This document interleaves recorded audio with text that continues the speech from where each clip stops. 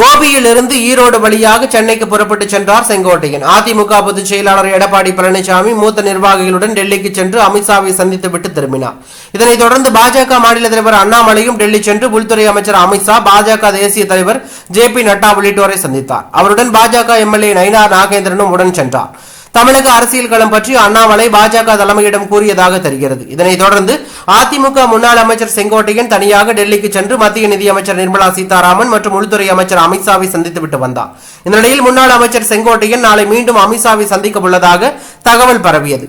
இன்று மாலை வரை வீட்டில் இருந்த செங்கோட்டையன் சற்று முன்பு காரில் ஈரோட்டுக்கு புறப்பட்டு சென்றார். அங்கிருந்து ரயில் மூலமாக சென்னை செல்கிறார்.